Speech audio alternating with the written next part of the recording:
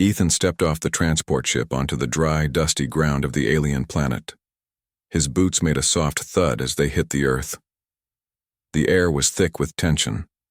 His mission was clear: mediate peace between two warring factions of aliens. But from the moment he arrived, it felt more like walking into a battlefield than a diplomatic negotiation. The atmosphere was heavy, each step he took echoing in his mind as he scanned the surroundings, uncertain of what lay ahead. He had trained for this, had been chosen for his calm demeanor and ability to handle difficult situations, but even the best preparation couldn't account for the strange energy that hummed in the air. The landscape was barren, with jagged rocks and sparse vegetation. The skies above were dim, the color of a bruise, like a world that had never seen the light of day. He was here to make peace, but standing on this alien world, he had to wonder if peace was even possible. The factions had been at war for generations, fighting over resources and power. They despised each other, and humans had never been involved in their affairs, until now.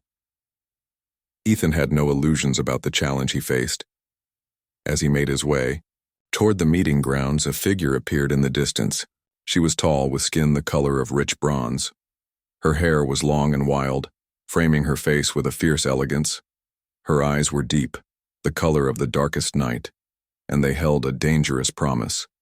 The woman who stood before him was Zarathis, the princess of the faction he was supposed to negotiate with. Ethan had heard stories of her. Zarathis was a warrior, feared by both her allies and enemies. She had a reputation for being ruthless, her strength unmatched by anyone in her faction. The warriors who followed her obeyed her every command without question. She had a reputation that stretched far beyond her own people, and Ethan knew he was in the presence of someone who was not easily intimidated. Zarathis didn't speak as she approached, her eyes locking with his. There was no greeting, no formalities, just the heavy weight of her gaze. Ethan felt the tension building between them, like an electric charge in the air. He didn't flinch. He wasn't here to be afraid. "Human," she said, her voice low and powerful.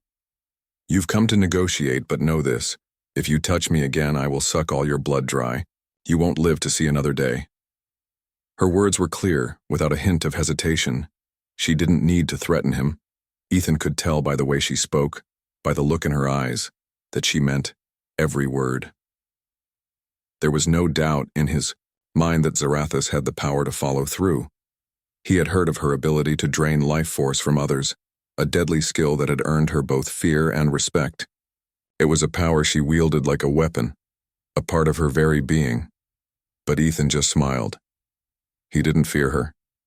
He had faced death before, and it didn't frighten him. Not like it should. "I didn't come here to fight," Ethan said, his voice steady, calm. He took a step closer, his hand reaching out toward her. "I came here to help, Zarathis.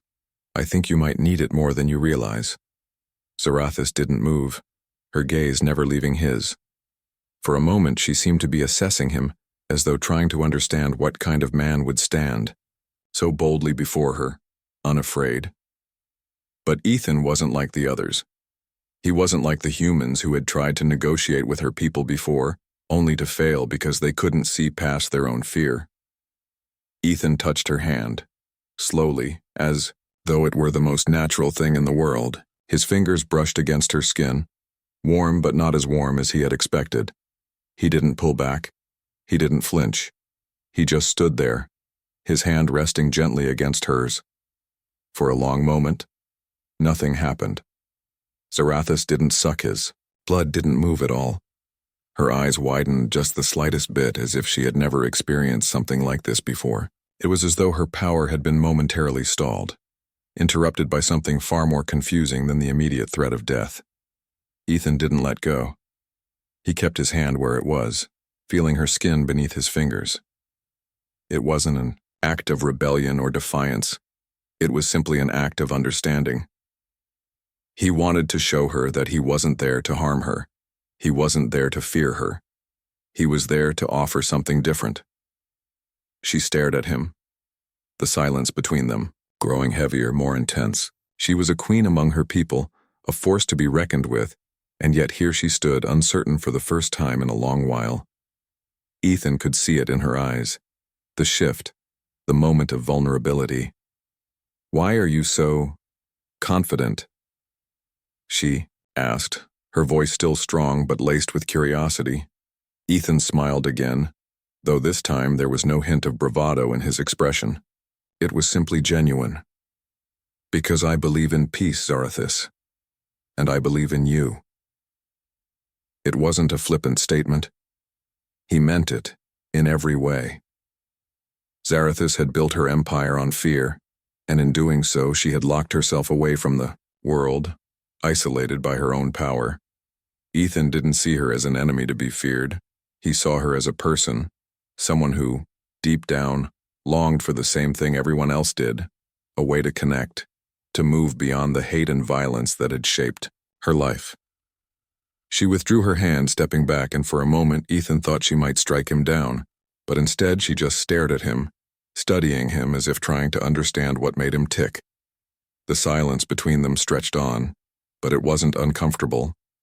It was filled with something more, something neither of them could yet name.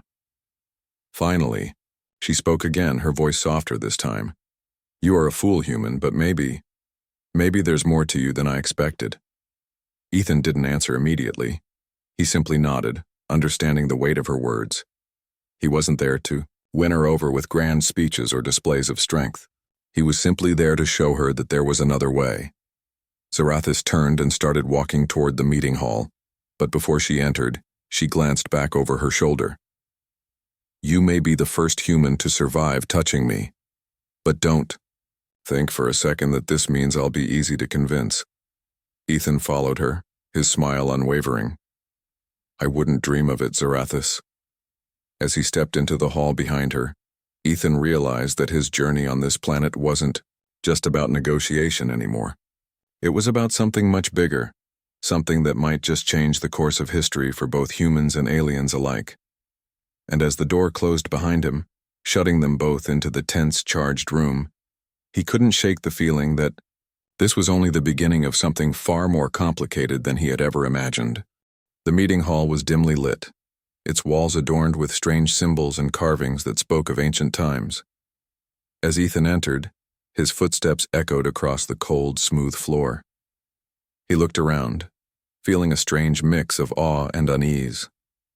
The alien architecture was unlike anything he had ever seen, its design both alien and beautiful yet intimidating.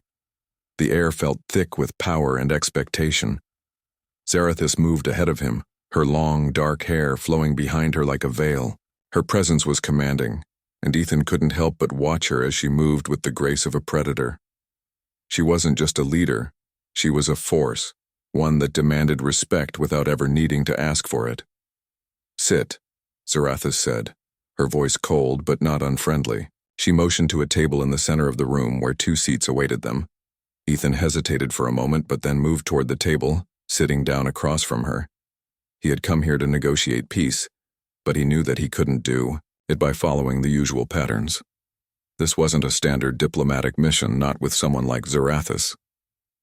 As he sat, he studied her more closely. Her eyes, the color of the night sky, were fixed on him, assessing him. Ethan had been trained to read people, to gauge their intentions, but with Zarathis, it was different. There was an intensity in her gaze, as if she were looking right through him, seeing everything he was and everything he might be. "I don't trust you, human," Zarathis said suddenly, breaking the silence. Her voice was quiet, almost a whisper, but it carried weight. "And I don't trust your people." Ethan nodded, understanding the sentiment. He had heard stories about how humans were seen as weak by many alien species, how they were often underestimated and dismissed. But he wasn't here to change that perception. He was here to do something much harder. He was here to prove that there was a way out of the endless cycle of violence that had plagued these 2 factions for centuries. "I don't expect you to," Ethan replied, his tone calm and steady. "Trust has to be earned. I'm not asking for it. I'm asking for a chance to show you that there's another way." Zarathis raised an eyebrow, intrigued despite herself. "And what makes you think you can convince me?" Ethan leaned forward, slightly, his eyes locking with hers. Because I believe that both of us are tired.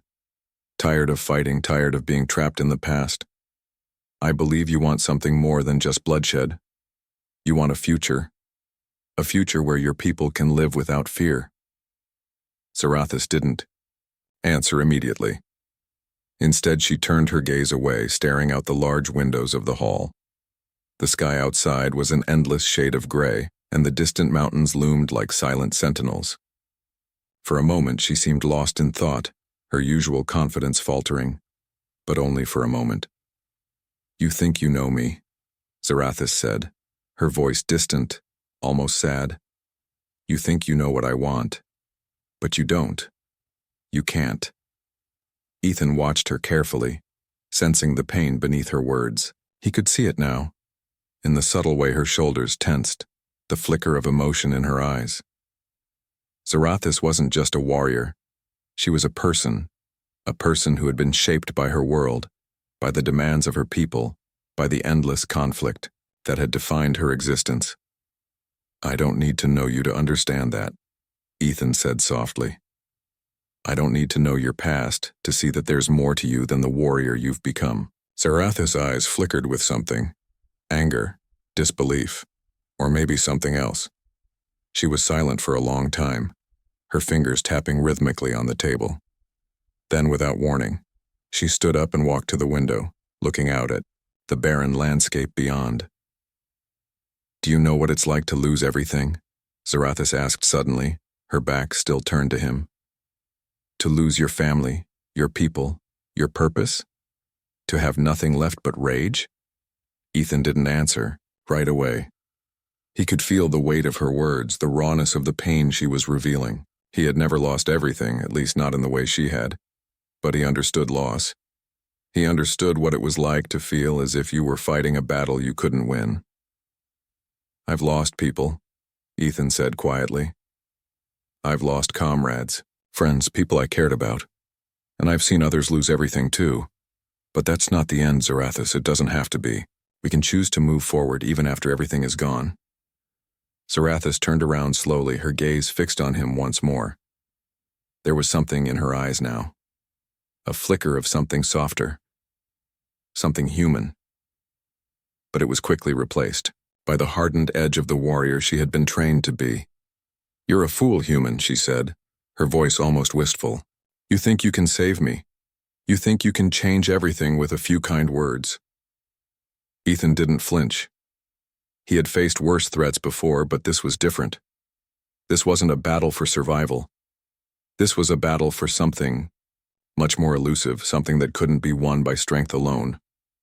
I don't think I can save you, Ethan said. I think you can save yourself.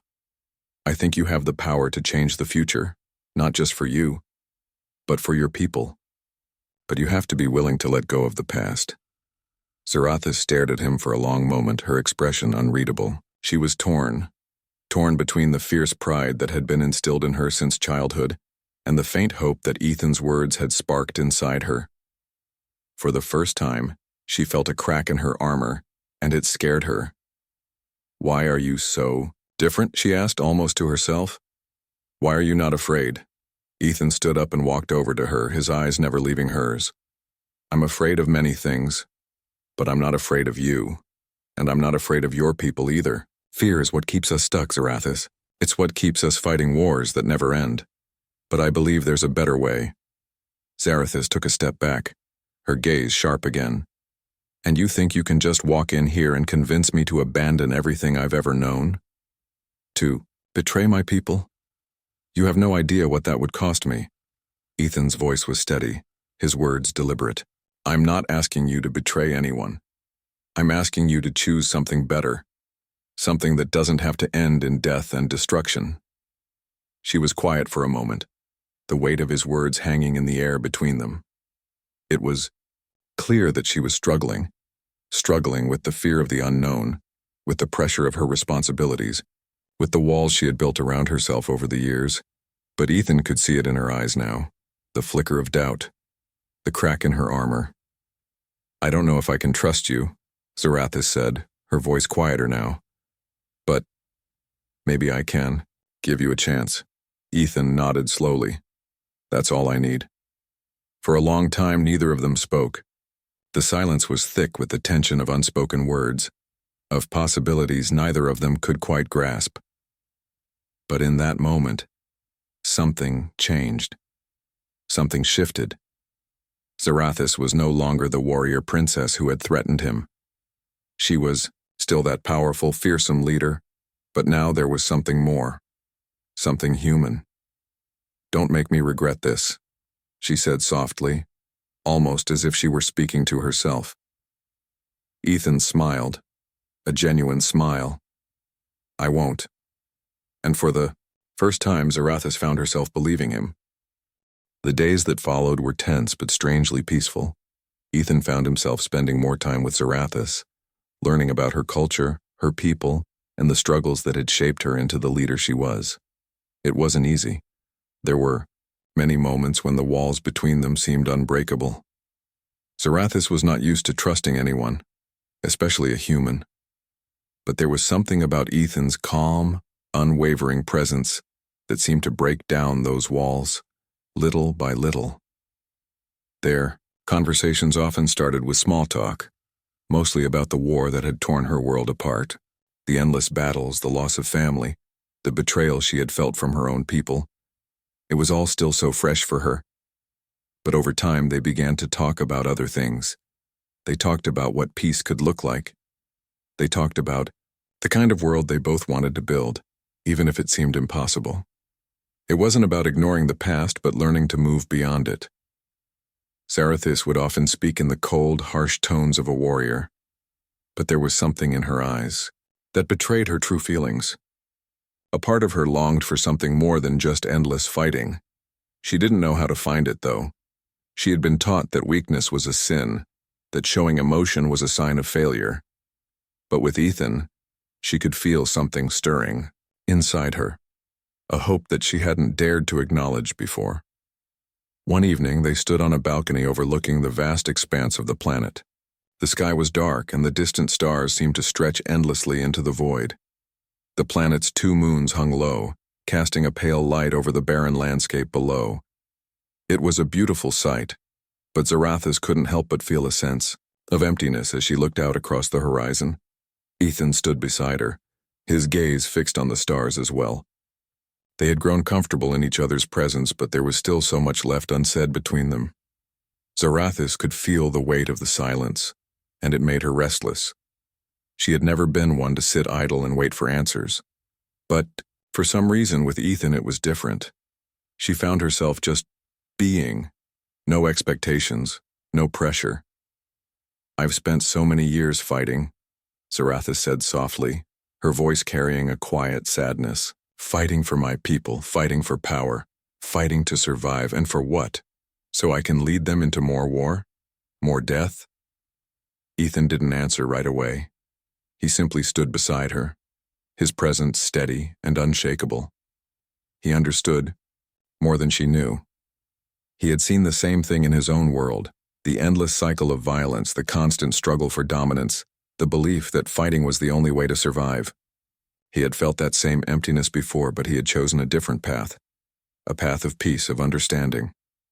I don't have all the answers, Zarathis, Ethan said, his voice low and thoughtful.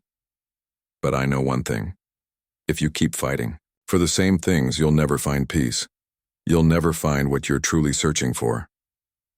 Zarathis turned to him, her eyes searching his face for any hint of doubt, any trace of weakness. But all she saw was conviction. Ethan wasn't a perfect man. He had his flaws, his mistakes. But he had a strength that she couldn't ignore.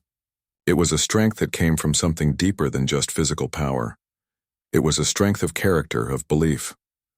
A strength that had carried him through things she could never understand. What do you want from me, human? Zarathis asked, her voice tinged with frustration. You come here, offer me your words, your ideals, but what do you really want? Why are you so determined to change everything? Ethan met her gaze, his eyes unwavering. I want you to see that there's another way, Zarathis. You don't have to keep carrying this burden. You don't have to keep fighting. You can choose a different path, one that leads to something better. Zarathis scoffed. shaking her head. You're asking me to abandon everything I've fought for, everything I've built. My people will never accept this. They'll see it as weakness. And if you keep leading them down this path, they'll never see anything else. Ethan replied calmly. You can change their hearts, Zarathus, but only if you're willing to change yours first. The words hung in the air between them, heavy with meaning. Zarathus didn't respond immediately. She couldn't. She had spent her entire life building her identity around the idea of strength, of power. It was all she knew. And now here was this human, telling her that there was a better way. A way that didn't require constant fighting, constant struggle. A way that required something far more difficult, vulnerability. The idea terrified her. It was so far removed from everything she had been taught. But deep down, there was a part of her that longed for it. A part of her that was tired of the endless war, of the constant weight of leadership, of the never-ending bloodshed. She didn't know if she could ever fully let go of that part of herself. But she knew one thing. Ethan wasn't going to give up on her. Not yet, anyway. For the first time in years, Zarathus allowed herself to hope. It was a small thing, barely noticeable, but it was there, a flicker of light in the darkness, and for the first time she allowed herself to be vulnerable in front of him, to let her guard down just a little. I'm afraid, Zarathus admitted quietly, her voice barely above a whisper. I'm afraid of what might happen if I let go of everything I've known. If I choose to trust you, to follow your path, what will become of me? What will become of my people? Ethan reached out, gently touching her arm. The contact was light, but it held a sense of reassurance. You're not alone in this, Zarathus. You don't have to carry it all by yourself. You don't have to fight alone anymore. Zarathus looked at him, her expression conflicted. I don't know if I can do this. I don't know if I can change everything. I've spent my whole life building walls. What if they don't come down? What if I fail? Ethan smiled softly, the kind of smile that held no mockery, no judgment, just understanding. Then we'll rebuild them together, one step at a time. The sincerity in his words reached her in a way that nothing else had. Zarathus had always prided herself on her ability to control everything around her, to hold her power in her own hands. But in this moment, she realized that true strength didn't lie in control.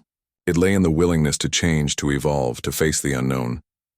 I don't know if I can trust you yet, Zarathus said, her voice quiet but firm.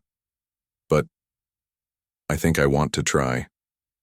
Ethan nodded, his expression calm and patient. That's all I ask. We don't have to have all the answers now. We just need to take the first step. The tension in the air slowly began to lift, replaced by something softer, something warmer. Zarathus wasn't ready to fully embrace the idea of peace, not yet, but she was willing to consider it. And that, in itself, was a huge step. As the two of them stood there, side by side, looking out at the stars, there was a sense of understanding between them. The road ahead wouldn't be easy, and there would be many challenges to face. But for the first time in a long while, Zarathus felt a glimmer of hope. A hope that maybe, just maybe, there was a way out of the darkness. And for Ethan, that was enough. One step at a time. The days that followed were a blend of hope and uncertainty. Zarathus, though still guarded, had begun to show signs of change. She spent more time with Ethan, discussing ideas, questioning the old ways, and slowly, but surely, allowing herself to believe that a future without constant war could exist. But change, as Ethan knew well, wasn't easy. It would take time. Time for Zarathus to heal. Time for her people to accept a new way of life. Ethan's role in all of this was not to push her into decisions, but to stand by her, offering support when needed and giving her space when she required it. He had learned that the key to her trust wasn't in words, but in patience. He wasn't here to force peace on her. He was here to help her find it within herself. One afternoon, they stood together outside the palace overlooking the vast plains below. The wind had a cool bite to it, and the sun was beginning to set, casting a golden hue across the land. Zarathis had invited Ethan to join her on this walk, though she hadn't said much as they made their way through the palace grounds. She was quiet, her eyes scanning the horizon as if searching for something. Ethan walked beside her, matching her pace. He didn't ask questions or offer solutions. Sometimes, silence was the most powerful thing he could offer. Finally, after what felt like an eternity, Zarathis spoke, her voice low but steady. "The council will not accept this," she said, her tone tinged with frustration. "I've been their leader for so long. They will see this as weakness, and they will see me as a traitor." Ethan glanced at her, his expression calm but unwavering. "You can't control how they react, Zarathis, but you can control how you move forward." Zarathis stopped walking, her eyes locking onto his. "You don't understand. I've spent my life earning their respect. I've earned my place as their leader. If I step down, if I change the path I've been on, I risk losing everything. My people, my position, my identity. Everything I've worked for will be shattered." Ethan stood still, looking at her with a quiet intensity. "Is that what you want, Zarathis? To keep going down a path that leaves you empty inside? You've already lost so much. You don't have to lose yourself too." Zarathis clenched her fists, the tension in her body rising. She had never felt so torn. Part of her wanted to believe in the idea of peace, of a world where she didn't have to fight every day. But another part of her, the part that had been hardened by years of battle and responsibility, was terrified of losing everything. The fear of vulnerability, of letting go, was overwhelming. "I'm afraid," she admitted, her voice barely above a whisper. "I'm afraid that if I give up my role, I will be nothing. Who will I be without this power, without this purpose?" Ethan took a step closer, his presence steady, like a rock in the storm. "You will still be you. More than that, you'll be the person you've always wanted to be. The person you can't be when you're holding on to this mask of strength. You don't have to lose your power to find your true self. You can choose what kind of leader you want to be, a leader who brings peace instead of war, a leader who chooses the future over the past." Zarathis turned away, walking a few steps, in silence. Her mind was a whirlwind, caught between the life she had known and the life she was being asked to imagine. The idea of peace seemed so far removed from everything she had ever known. But the more she thought about it, the more she realized that the endless cycle of war wasn't the only way. It wasn't even the right way. "You make it sound so simple," Zarathis said after a long pause, her voice laced with irony. "But it's not. You don't know my people. You don't know what they expect from me. I can't just abandon them, Ethan. If I do, everything will fall apart." Ethan moved to stand beside her, his gaze soft but firm. "You're not abandoning them, Zarathis. You're showing them a different path, a path of unity, of peace. You've been a leader through fear and force, but now you have the chance to lead with understanding and compassion. That's not weakness, that's strength."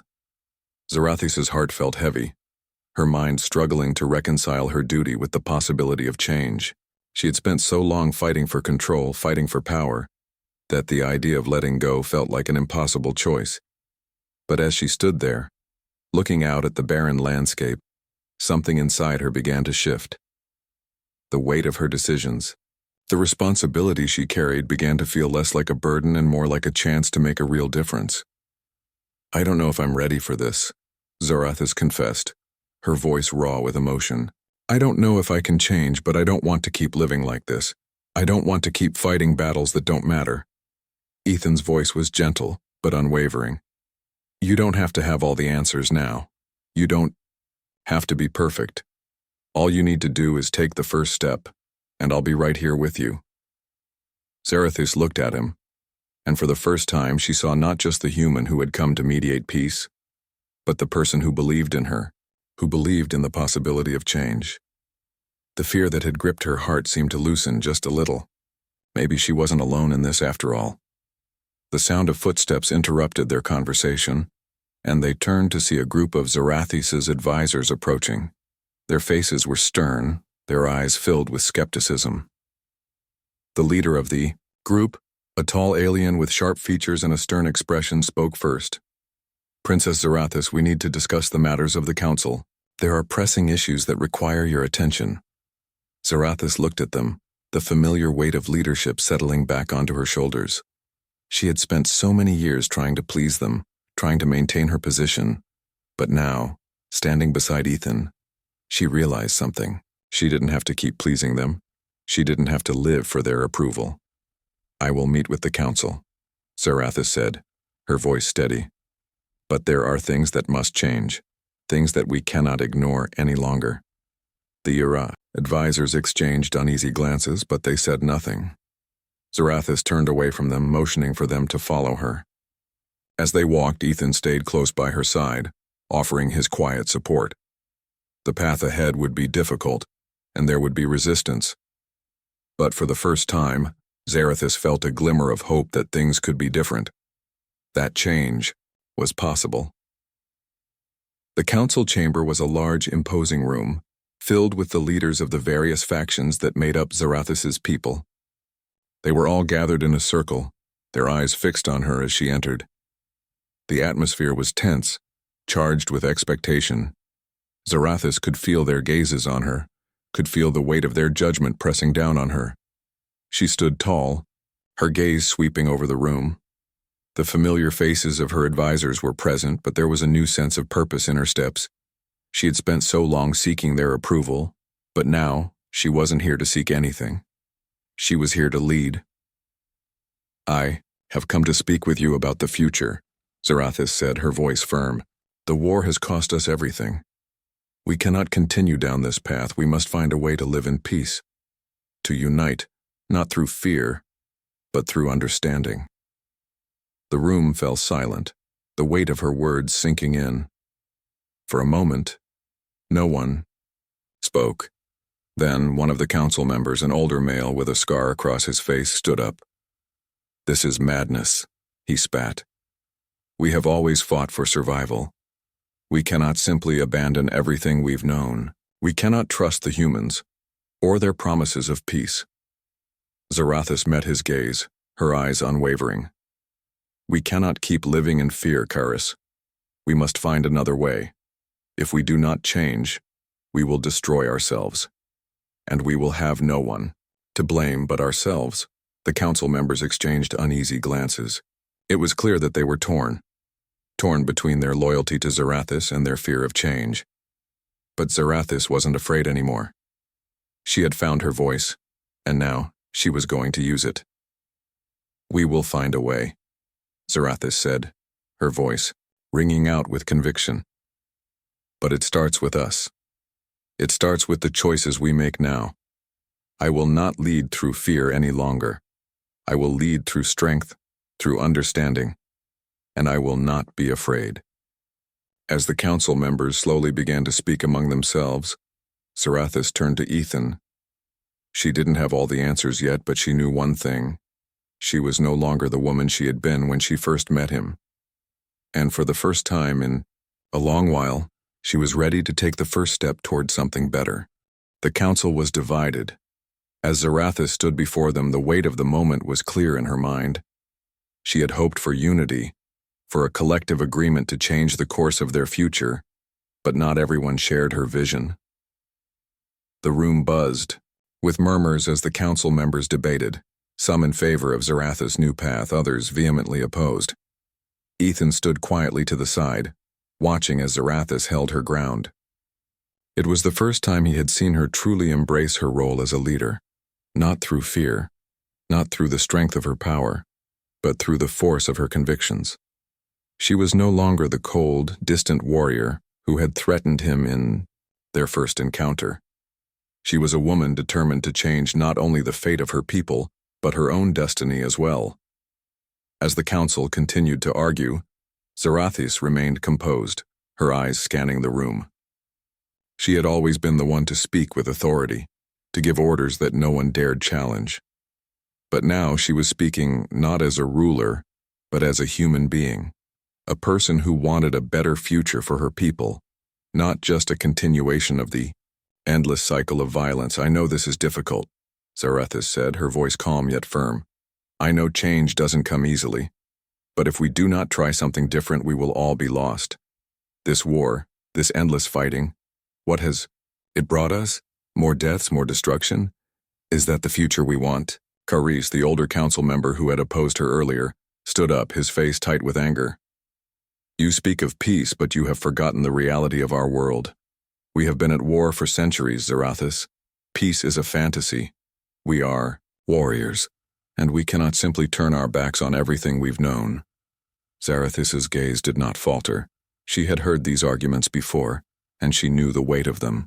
But she also knew that she couldn't continue to lead her people down a path of destruction. We are not just warriors, Zarathis said, her voice growing stronger. We are people. We have a choice. And we can choose a future where our children don't have to fight for survival. A future where we live in harmony, not in fear. The council was silent for a moment, and for the first time Zarathis could see the uncertainty in their eyes. It was the first crack in their resolve, the first sign that they were beginning to question the path they had walked for so long. But it wasn't enough. The room remained divided, and there was still resistance to the change Zarathis was advocating for. I understand your fears, Zarathis continued, but I cannot be the leader who perpetuates these cycles any longer. If we do not change, we will lose everything. We will have nothing left to fight for. A younger council member, one who had been quiet until now, stood up. His voice was hesitant, but there was a flicker of hope in his eyes. What if we give this a chance? What if we try to negotiate with the humans, work together, to rebuild what we've lost? Maybe we can find a way to make peace not just for us but for our children. Zarathis turned to him, a small, appreciative smile crossing her face. Thank you, she said softly. That is all I ask for. A chance. Kari stepped forward, his eyes narrowing. You are naive, Kiran. Peace is not something we can just ask for. It is something we must fight for. And you cannot expect us to trust the humans. They are just as capable of betrayal as any of our enemies. Zarathis faced him squarely.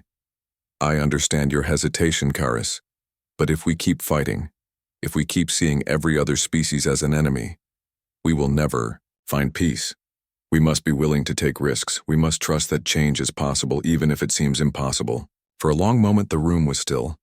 It felt like the entire world had come to a standstill.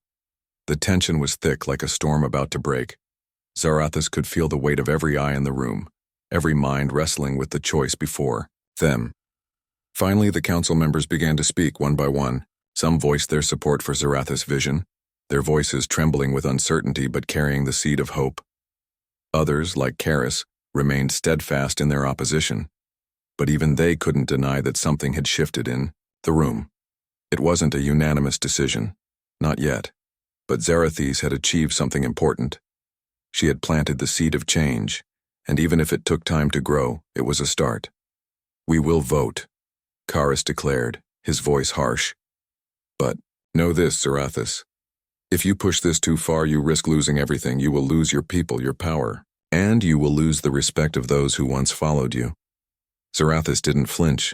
She had heard the threat before, in different words, in different situations. But this time, she wasn't afraid. I'm willing to lose it all, Karis, if it means we have a chance at something better. The vote was cast and the result was split. Half of the council agreed to give Zarathis' vision a chance, while the other half refused to support it. It wasn't the decisive victory she had hoped for, but it was a start. Zarathis had done what she came to do. She had opened the door to a new possibility, and now it was up to the council to walk through it. As the council members filed out of the room, Zarathis felt a weight lift from her shoulders. It wasn't the weight of victory, it was the weight of having made a decision. She had chosen the future, and though the path ahead would not be easy, she knew it was the right one. Ethan stepped forward, his quiet presence a constant reassurance. You did it, he said softly. Zarathis nodded, her eyes distant as she looked out over the council chamber. It's not over yet, she replied, her voice steady. But it's a beginning.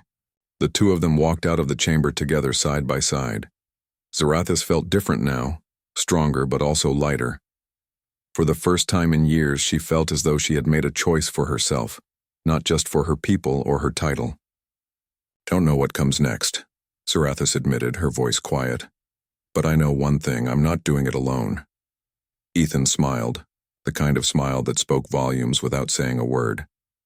"You never were." As they stepped into the open air, the setting sun bathed the planet in a warm, golden light.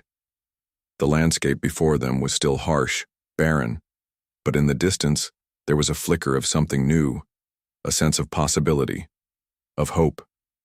Zarathis wasn't sure what the future held, but for the first time she was willing to find out. She had made her choice, and whatever happened next, she would face it with strength, not through fear, but through understanding. The road ahead was uncertain, but one thing was clear. This was the beginning of something new, something better, and Zarathis, for the first time in a long while, felt ready to walk that road.